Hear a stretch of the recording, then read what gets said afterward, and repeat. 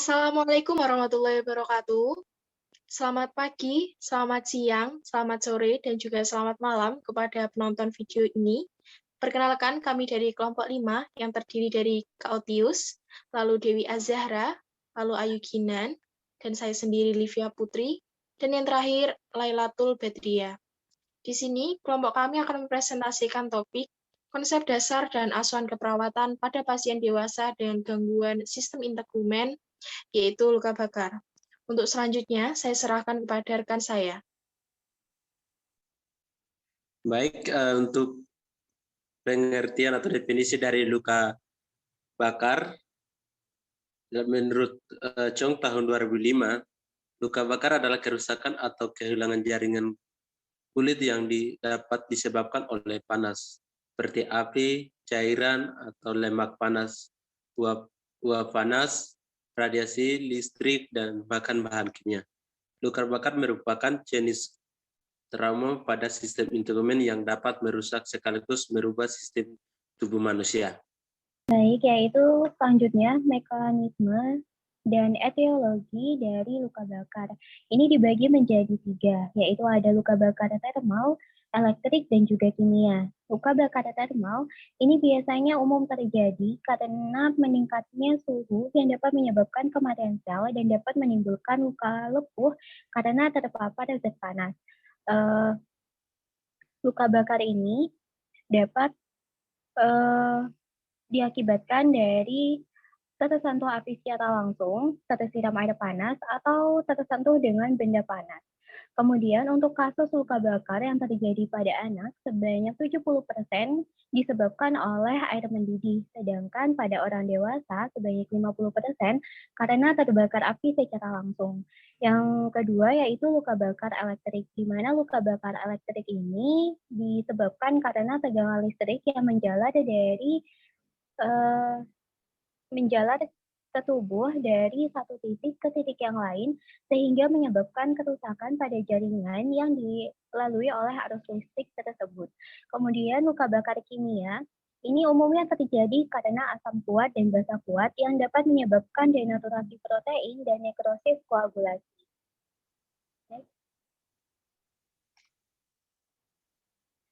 Kemudian patofisiologi luka bakar. Kulit dapat mentolerir suhu hingga 44 derajat Celcius selama 6-5 jam sebelum terjadi kerusakan yang bersifat irreversibel. Dan suhu yang di atas 44 derajat Celcius ini denaturasi protein mulai terjadi, dan suhu sebesar 65 derajat kontak langsung dengan suhu sebesar 65 derajat Celcius selama kurang lebih 2 detik dapat menimbulkan luka bakar. Dan bagian kulit yang terpajan atau kontak langsung dengan sumber panas akan mengalami kerusakan jaringan yang parah akibat dari nekrosis koagulasi dan denaturasi. Kemudian kerusakan kulit yang terjadi akibat luka bakar dapat menyebabkan kehilangan cairan akibat penguapan yang berlebih pada derajat 1, kemudian penumpukan cairan yang terjadi pada bula di derajat 2, dan pengeluaran cairan dari keropeng luka bakar pada derajat 3.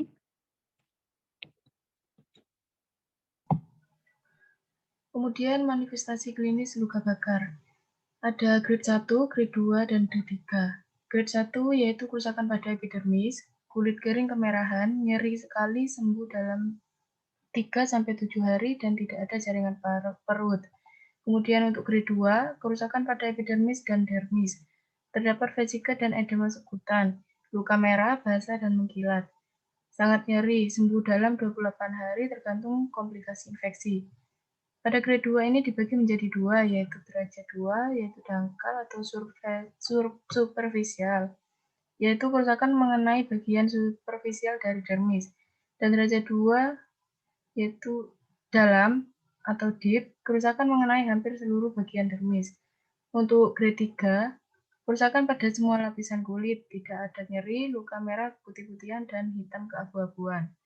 Tampak kering, lapisan yang rusak tidak sembuh sendiri, maka perlu skin graft.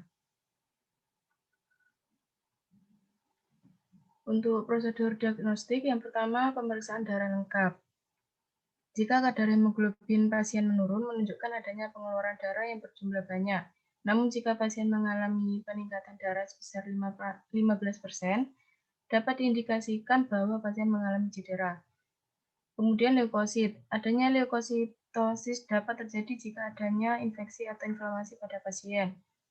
Kemudian gas darah arteri atau GDA. Pemeriksaan ini dilakukan untuk mengetahui ada atau tidaknya cedera inhalasi yang dialami pasien yang dapat dilihat dari retensi karbon dioksida.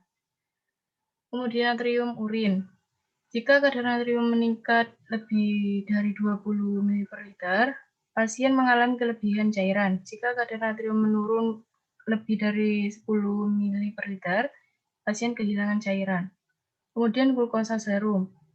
Jika glukosa serum pada pasien meningkat, maka dapat diindikasikan bahwa pasien mengalami stres. Kemudian yang terakhir bun dan kreatin. Jika kadar kreatin juga dapat meningkat karena adanya kerusakan jaringan. Kemudian penatalaksaan medis. Ada dua cara pengobatan, farmakologi dan non-farmakologi. Untuk farmakologi, yaitu mengonsumsi paracetamol untuk meredakan rasa nyeri. Kemudian obat oles penghilang nyeri yang berisi salep atau krim antibiotik pada luka yang timbul infeksi. Kemudian untuk non-farmakologi, yaitu pemberian aromaterapi untuk meredakan nyeri yang diakibatkan luka bakar. Kemudian memberikan setting lingkungan yang nyaman juga dapat mengurangi nyeri yang diakibatkan luka bakar.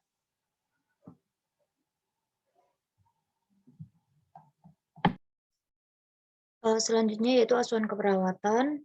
Di sini kami memiliki simulasi kasus, yaitu Tuan Y berusia 33 tahun datang ke rumah sakit Salaman dengan keluhan luka bakar pada tangan kirinya yang dialami 1 hari yang lalu akibat insiden kebocoran gas di rumah. Setelah terjadi kecelakaan tersebut, pasien mengatakan bahwa dirinya tetap sadarkan diri, juga tidak mengalami mual dan muntah. Saat dia anamnesa lebih lanjut, pasien mengeluh lukanya terasa perih, panas, gatal, juga nyeri yang mengakibatkan pasien sendiri sedikit kesulitan dalam tidur serta melakukan kegiatan. Selain itu, terlihat di sebelah tangan kanan pasien terdapat luka bakar yang sama pada lengan bagian bawah, namun tidak separah tangan sebelah kiri. Pasien terlihat cemas dan protektif terhadap luka bakar tangannya. Hasil pemeriksaan TTV ialah TD 110 per 80 mmHg, nadi 112 kali per menit, RR 16 kali per menit, dan suhu tubuhnya 37,80 derajat. Setelah itu, yaitu pengkajian biodata. Untuk pengkajian biodatanya dapat diisi sesuai dengan kasus tersebut. Selanjutnya yaitu pengkajian riwayat kesehatan. Untuk keluhan utama, pasien mengalami luka bakar sebagian besar di tangan kiri dan sebagian kecil di tangan kanan, yang menyebabkan munculnya rasa gatal, panas, perih, dan disertai nyeri pada bagian yang terluka. Pasien mengatakan rasa nyeri selalu bertambah setiap pasien ingin bergerak dan rasa perihnya akan bertambah setiap udara sekitar terasa panas. Untuk riwayat penyakit sekarang, pasien mengalami luka bakar pada bagian kulit yang menyebabkan edema. Adanya indikasi infeksi tersebut menyebabkan suhu tubuh meningkat, nyeri, perih, dan gatal. Pasien mengatakan nyeri dan perih yang dirasakan akan bertambah setiap udara di sekitar terasa panas. Pasien juga menyebutkan bahwa awalnya pasien tidak yakin dapat sembuh tanpa ke rumah sakit, namun ternyata rasa perih dan nyeri yang dirasakan semakin terasa sakit. Selanjutnya, riwayat penyakit terdahulu. Pasien pernah menderita penyakit cacar air saat anak-anak, DBD saat remaja, dan mengatakan pernah terkena air panas di tangan kanannya sebelumnya. Selain itu, pasien juga menyangkal pernah memiliki riwayat sakit serius sebelumnya selain penyakit cacar air dan DBD tadi. Riwayat penyakit keluarga, salah satu keluarga pasien yaitu ayah dan neneknya memiliki riwayat kulit sensitif. Untuk riwayat psikososial, pasien terlihat cemas dan protektif pada luka bakar di tangannya karena nyeri yang diderita tidak kunjung mereda dan pasien ingin sekali kembali bekerja untuk memenuhi kebutuhan hidup keluarganya. Namun keluarganya, terutama istri, selalu berusaha mendukung untuk sembuh, setidaknya untuk mengurangi rasa cemas yang diderita pasien. Untuk riwayat obat, sebelum pasien memutuskan untuk pergi ke rumah sakit, pasien mencoba menggunakan salep yang dibelinya melalui apotek. Salep tersebut bermerek Bioplacenton. Untuk pengkajian pola Gordon, pola persepsi kesehatan. Pasien tidak mengetahui tentang risiko infeksi yang dapat dideritanya akibat kesalahan penanganan pada luka bakarnya. Selain itu, pasien juga memiliki prinsip bahwa jika pasien merasakan keluhan, maka akan menggunakan obat yang dapat dibeli di apotek dan apabila bertambah parah baru pergi ke pelayanan kesehatan. Untuk pola nutrisinya, pasien memiliki nafsu makan yang baik sebelum sakit dan makan 3 kali sehari secara teratur. Pasien sering mengkonsumsi ikan laut, sayuran, dan buah khususnya pisang. Namun setelah sakit, pasien mengalami penurunan nafsu makan karena nyeri yang dirasakan sangat mengganggunya. Pasien mengatakan tidak ada gangguan dalam menelan. Setelah itu untuk pola eliminasi, tidak terjadi gangguan pola eliminasi pada penderita luka bakar. Urin pasien berwarna kuning dan miksi 5 kali dalam sehari. Pasien hanya kesulitan saat mencoba turun dari bed menuju ke kamar mandi. Untuk pola dan aktivitas, pasien bekerja sebagai pedagang di dalam pasar kehidupan sehari-harinya. Tetapi karena menderita luka bakar, akhirnya pasien berhenti berdagang sejak saat itu. Aktivitas pasien terbatas. Sensitivitas meningkat sekitar area yang terkena luka. Pasien juga meminimalkan pergerakan dikarenakan takutnya rasa nyeri pada tangannya akan terasa lebih sakit. Untuk pola tidur dan istirahat, sebelum sakit pasien memiliki tidur selama 6-7 jam per hari dan memiliki kebiasaan tidur pukul 10 malam. Setelah terkena luka bakar, pasien mengalami kesulitan tidur karena merasakan perih dan gatal, juga nyeri pada tangannya yang terluka. Untuk pola kognitif dan perseptual, ada kekhawatiran pada pasien akibat luka bakar yang ada pada kedua tangan pasien. Pikiran sulit berkonsentrasi akibat perih, panas, dan nyeri yang dirasakan. Kemampuan berkomunikasi dan memahami masih baik karena pasien paham apa yang sedang dibicarakan. Selain itu, tidak ada gangguan penglihatan dan pendengaran, namun pasien terlihat meringis kesakitan. Persepsi diri, terjadinya gangguan citra diri di mana pasien merasa bahwa dirinya hampir mencelakakan keluarganya akibat kebocoran gas. Selain itu, pasien juga sebagai tulang punggung keluarga merasakan cemas karena tidak bisa bekerja sementara waktu. Status mental pasien kompos mentis dan mampu berinteraksi secara normal. Untuk peran hubungan, pasien bekerja sebagai pedagang di pasar. Pasien merasa tidak bisa memenuhi perannya sebagai ayah karena keterbatasan yang dialami olehnya. Karena dirinya sedang sakit, akhirnya ekonomi keluarganya terganggu. Kemudian untuk pola seksualitasnya, gairah seksual pasien menurun tidak seperti sebelumnya. Hal tersebut dikarenakan pasien terlalu fokus dengan rasa sakit yang dialaminya. Untuk pola coping stres, pasien mengalami stres karena kondisi nyeri pada tangan yang sedang dialaminya dan memikirkan tentang sakitnya yang terlihat parah dan sulit sembuh. Namun istrinya selalu mendukung kesembuhan pasien sehingga pasien memiliki semangat dan kepatuhan dalam pengobatan. Selain itu, ayah dan ibunya juga turut mengunjungi pasien bersama anak-anak pasien. Untuk pola kepercayaannya, pasien beragama Islam. Pasien taat dalam beribadah dan percaya bahwa apa yang terjadi pada dirinya sebagai ujian untuk menghapus dosanya. Tetapi karena adanya luka bakar yang dialaminya membuat rutinitas beribadah terganggu. Untuk pemeriksaan Hitutu,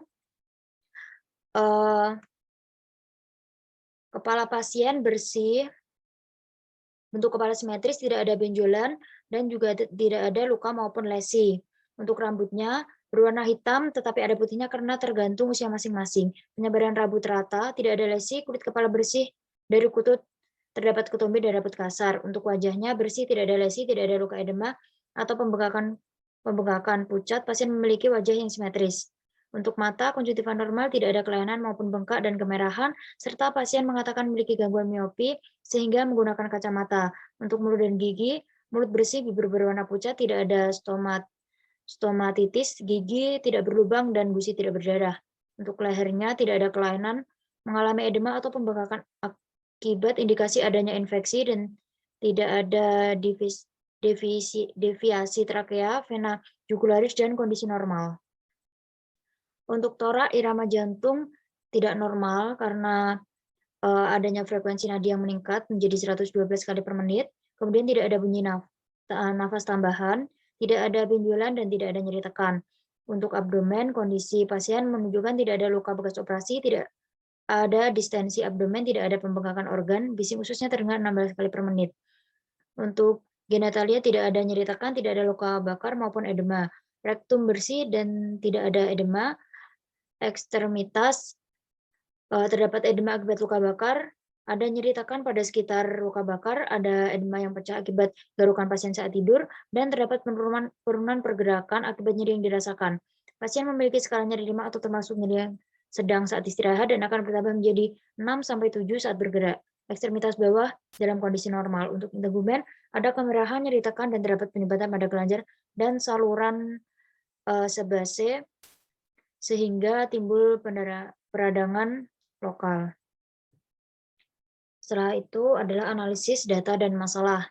Untuk DS-nya, pasien mengatakan merasakan gatal, panas, perih, dan nyeri pada area tangan yang terbakar. DO-nya kerusakan jaringan atau lapisan kulit, adanya perdarahan, adanya kemerahan. Untuk etiologinya dapat dilihat, sehingga kami mengambil diagnosa gangguan integritas kulit dan jaringan. Yang kedua, DS-nya pasien mengeluh nyeri dengan skala nyeri 5, pasien mengatakan sulit tidur. DO-nya pasien tampak meringis, pasien bersikap protektif, pasien tampak gelisah, frekuensi dari meningkat. Untuk etiologinya seperti yang ada di layar, maka dari itu kami mengambil diagnosa nyeri akut. Yang ketiga, DS-nya mengeluh sulit menggerakkan ekstremitas, pasien menyatakan nyeri akan bertambah saat bergerak menjadi skala 6-7. Untuk DO-nya, pasien tampak merasa cemas saat bergerak, gerakan pasien terbatas hanya di sekitar tempat tidur. Etiologinya seperti yang ada di layar, sehingga kami mengangkat diagnosa gangguan mobilitas fisik. Selanjutnya yaitu DS, mengeluh sulit tidur, pasien mengeluh merasa gatal. DO-nya pasien tampak gelisah, ada yang tanda-tanda iritabilitas. Dari etiologi tersebut kami mengangkat diagnosa gangguan rasa nyaman. Yang kelima, DO-nya ketidaktahuan pertahanan tubuh primer. Dan diambillah diagnosa risiko infeksi. Dan yang terakhir, DO-nya adanya luka bakar pada kulit tangan pasien dengan etiologi seperti di layar, sehingga kami mengangkat diagnosa risiko ketidakseimbangan cairan. Baik, selanjutnya ada pathway luka bakar. Yang pertama, karena adanya luka bakar, maka akan terjadi gangguan integritas kulit atau jaringan yang menyebabkan risiko infeksi dan risiko ketidakseimbangan cairan. Selain itu, gangguan integritas kulit atau jaringan ini akan menyebabkan gangguan rasa nyaman pada pasien yang dibuktikan dengan adanya edema dan juga kemerahan. Edema ini yang apabila digaruk akan menyebabkan perdarahan dan pada akhirnya menyebabkan nyeri akut. Kemerahan pada pasien akan menyebabkan rasa panas, lalu menyebabkan nyeri akut. Nyeri akut ini akan menyebabkan gangguan mobilitas fisik dan gangguan rasa nyaman pada pasien. Next.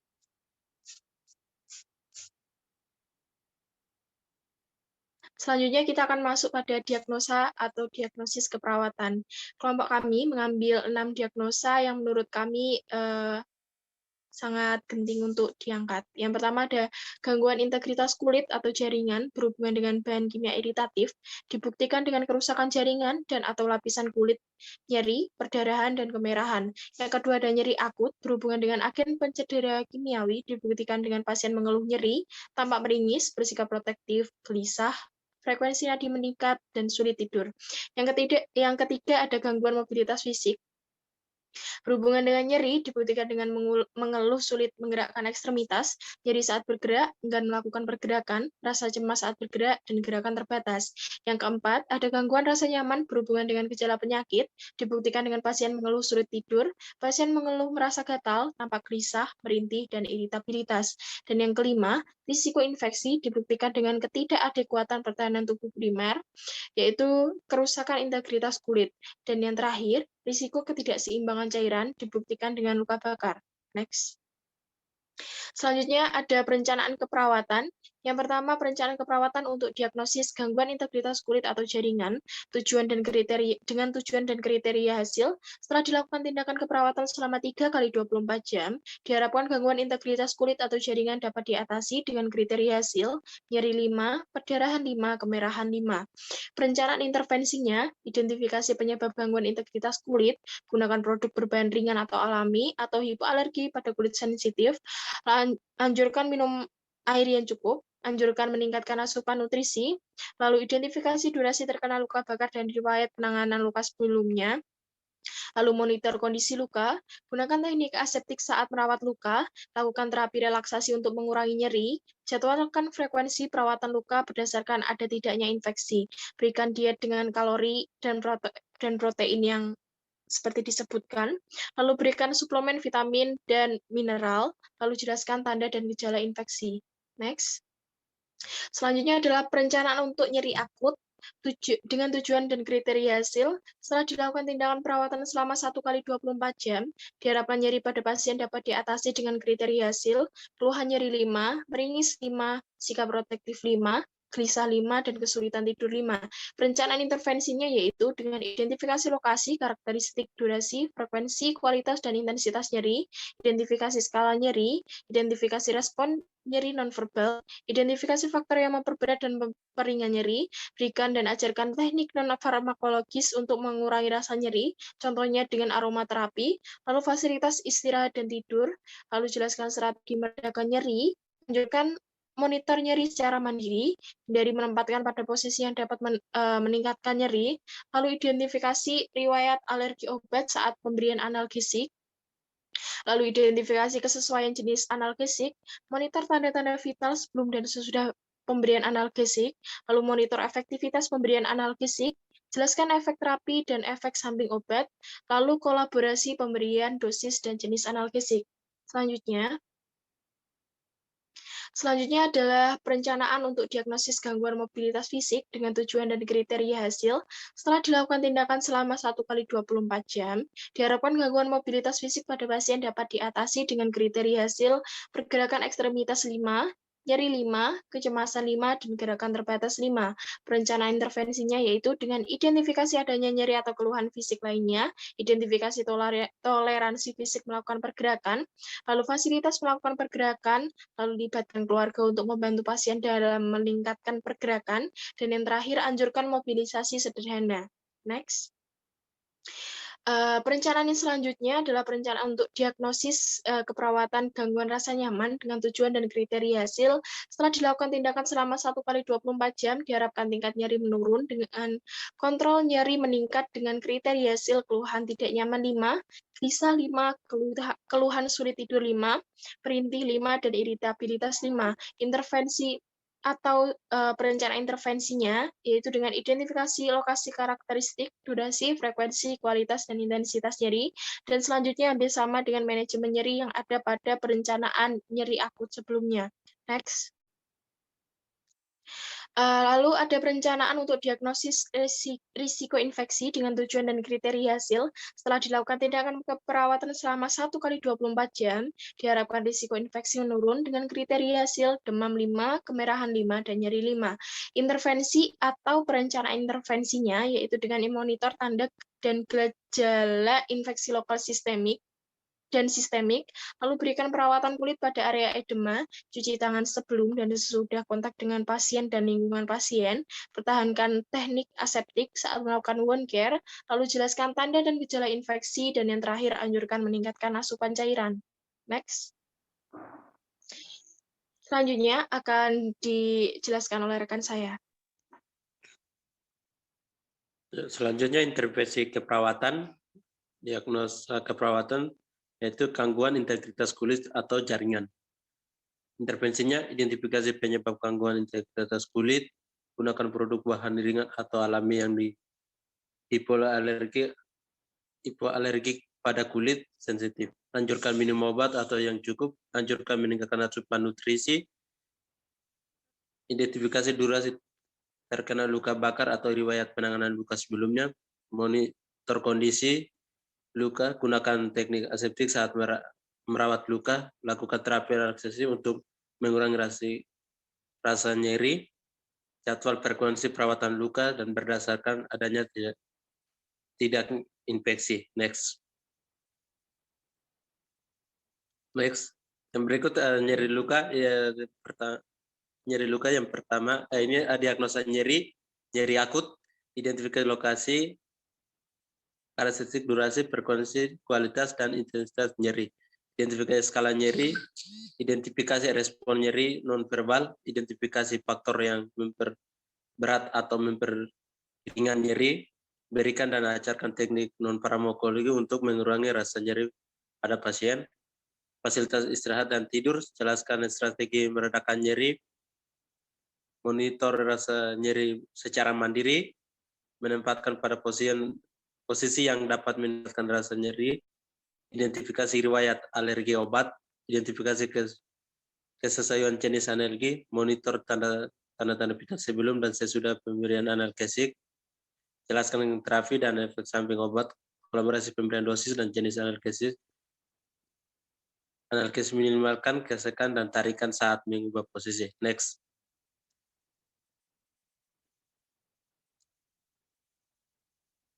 Diagnosis perawatan yang ketiga yaitu gangguan mobilisasi fisik. Intervensinya identifikasi adanya nyeri atau keluhan fisik lainnya, identifikasi toleransi fisik, melakukan pergerakan, fasilitas melakukan pergerakan, libatkan keluarga pasien itu sendiri. Dan yang keempat, gangguan rasa nyaman, identifikasi lokasi karakteristik, durasi, frekuensi, kualitas, dan intensitas nyeri, identifikasi skala nyeri, identifikasi respon nyeri nonverbal, identifikasi faktor yang memperberat atau memperringan nyeri. Berikan dan ajarkan teknik non-farmakologi untuk mengurangi rasa nyeri pasien itu sendiri. Berikan istirahat dan tidur, hindari dan menempatkan posisi yang dapat meningkatkan nyeri. Yang kelima yaitu risiko infeksi, intervensinya, monitor tanda dan gejala infeksi lokal dan sistemik, berikan perawatan kulit di area edema, cuci tangan dan sebelum dan sesudah melakukan tindakan perawatan luka. Dan berikut anjurkan meningkatkan asupan cairan. Next.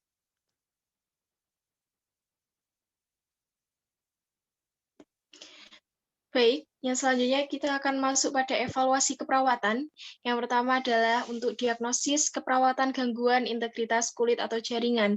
Evaluasi subjektif, pasien mengatakan nyeri berkurang menjadi skor skala nyeri 4, yang awalnya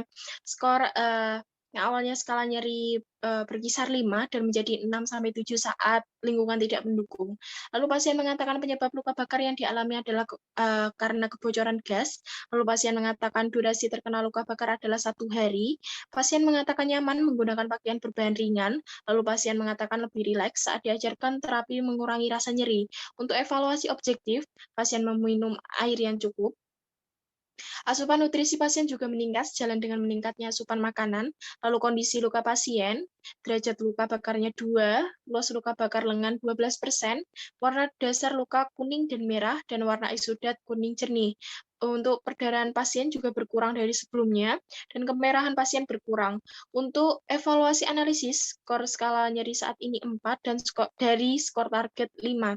Skor skala perdarahan saat ini 4 dari skor target 5, dan skor skala kemerahan saat ini 3 dari skor target 5. Masalah masih ada dan perencanaan efektif.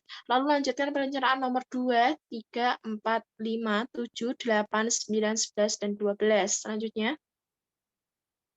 Untuk diagnosis nyeri akut, yang pertama, evaluasi subjektif, pasien mengatakan lokasi nyeri yang paling sering muncul berada pada tangan kiri dengan skala nyeri 4 saat ini. Pasien mengatakan bahwa nyeri akan bertambah sakit saat pasien mencoba bergerak dan suhu sekitar panas. Lalu pasien mengatakan paham saat diajarkan teknik non-farmakologi mengurangi rasa nyeri, yaitu dengan menggunakan aromaterapi. Lalu pasien paham saat dianjurkan untuk memonitor nyeri secara mandiri. Pasien mengatakan tidak memiliki alergi obat, dan pasien mengatakan nyaman berada di bed dengan posisi semi-fowler. Untuk evaluasi objektif, pasien masih tampak meringis dan protektif terhadap luka bakar di tangannya. Pasien tampak lebih rileks. TTV pasien sebelum pemberian obat analgesik, tekanan darah 110/80 mm Hg, untuk nadinya 112 kali per menit, RR-nya 16 kali per menit, dan suhu badannya 37,8 derajat Celcius. TTV pasien setelah pemberian obat analgesik, tekanan darah 115/80 mm Hg, nadinya 98 kali per menit, RR 16 kali per menit, dan suhu turun menjadi 37,5 derajat Celcius. Untuk evaluasi analisis, skor skala nyeri saat ini 4, skor target 5, lalu skor skala meringis saat ini 4, dari skor target 5. Skor skala SK protektif saat ini 3 dari skor target 5, skor skala gelisah saat ini 4 dari skor target 5, dan skor skala kesulitan tidur saat ini 5 dari skor target 5. Masalah masih ada dan perencanaan efektif. Lalu lanjutkan perencanaan nomor 2, 3, 4, 6, 9, 12, 13, 15, 16, dan 17. Next. Lalu untuk diagnosis gangguan mobilitas fisik, evaluasi subjektifnya yang pertama ada pasien mengatakan nyeri berkurang menjadi skor skala nyeri 4. Pasien mengatakan bahwa nyeri akan bertambah sakit saat pasien mencoba bergerak dan suhu sekitar panas. Lalu pasien mengatakan hanya ingin berada di sekitar bednya untuk mengurangi risiko nyeri bertambah sakit akibat bergerak. Lalu untuk evaluasi objektif, pasien masih tampak cemas saat perawat mencoba membantunya turun dari bed dan perawat mencoba merawat lukanya, lalu pergerakan ekstremitas atas masih terbatas, lalu keluarga pasien terlihat ikut membantu pasien dalam melakukan pergerakan. Untuk evaluasi analisis, skor skala pergerakan ekstremitas saat ini 3 dari skor target 5, skor skala nyeri saat ini 4 dari skor target 5, skor skala kecemasan saat ini 4 dari skor target 5. Masalah masih ada dan perencanaan efektif. Lanjutkan perencanaan nomor 2, 3, 4, dan juga 5. Next. Selanjutnya adalah evaluasi untuk diagnosis gangguan rasa nyaman. Evaluasi subjektif, pasien mengatakan lokasi nyeri yang paling sering muncul berada pada tangan kiri dengan skala nyeri saat ini skor skala nyeri saat ini 4. Pasien mengatakan bahwa nyeri akan bertambah sakit saat pasien mencoba bergerak dan suhu sekitar menjadi panas. Lalu pasien mengatakan paham saat diajarkan teknik non-farmakologi menggunakan mengurangi rasa nyeri. Lalu pasien paham saat dianjurkan untuk memonitor nyeri secara mandiri. Pasien mengatakan tidak memiliki alergi obat, dan pasien mengatakan nyaman berada di bed dengan posisi semi-fowler. Untuk evaluasi objektifnya, pasien tampak lebih rileks dari sebelumnya. Lalu pasien masih tampak merinding saat perawat melakukan wound care. Untuk evaluasi analisisnya, skor skala keluhan tidak nyaman saat ini 4 dari skor target 5, skor skala gelisah saat ini 4 dari skor target 5, skor skala kesulitan saat ini 5 dari skor target 5, skor skala merintih saat ini 4 dari skor target 5, dan skor skala iritabilitas saat ini 4 dari skor target 5. Masalah masih ada dan perencanaan efektif. Lalu lanjutkan perencanaan nomor 2, 3, 5, 6, dan juga 9. Next. Selanjutnya adalah evaluasi keperawatan untuk diagnosis risiko infeksi. Dengan evaluasi subjektif, pasien mengatakan nyeri berkurang menjadi skor skala nyeri 4. Pasien mengatakan paham saat dijelaskan mengenai tanda dan gejala infeksi, dan pasien mengatakan paham saat dianjurkan cara meningkatkan asupan cairan tubuh. Untuk evaluasi objektif, suhu tubuh pasien menurun menjadi 37,5 derajat Celcius yang awalnya 37,8 derajat Celcius. Kemerahan pasien berkurang dan terdapat eksudat berwarna kuning jernih pada edema yang meletus akibat garukan. Untuk evaluasi analisis, skor skala demam pasien saat ini 4 dari skor target 5, skor skala kemerahan pasien saat ini 3 dari skor target 5, dan skor skala nyeri pasien saat ini 4 dari skor target 5. Masalah masih ada dan perencanaan efektif. Lalu lanjutkan perencanaan nomor 1, 2, 3, dan juga 4.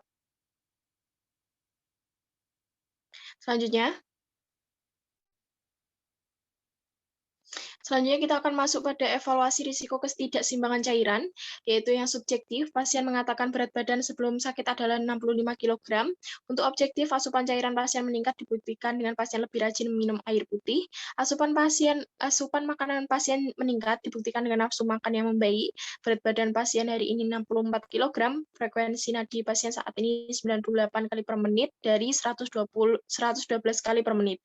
Untuk evaluasi analisis, skor skala asupan cairan saat ini 5 dari skor target 5.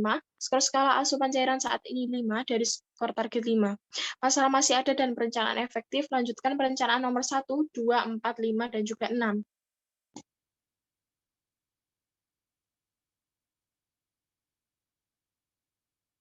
Baik, berikut ini adalah daftar pustaka yang kami gunakan untuk menyusun isi dari presentasi kali ini. Setelah ini akan kami tampilkan video wound care, perawatan luka bakar pada pasien. Sekian dari kami. Mohon maaf apabila ada kesalahan. Wassalamualaikum warahmatullahi wabarakatuh. Kenakan sarung tangan steril. Persiapkan alat-alat steril yang dibutuhkan.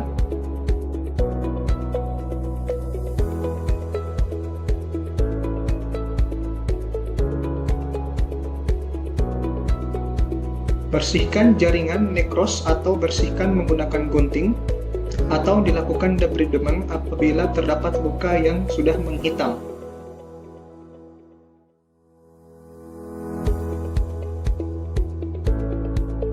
Olesi luka dengan antibiotik topikal sesuai kebutuhan dan keperluan instruksi yang diberikan.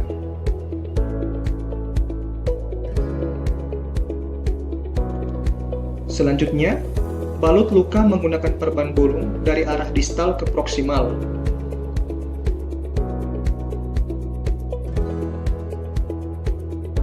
Buka sarung tangan, fiksasi perban dengan plester,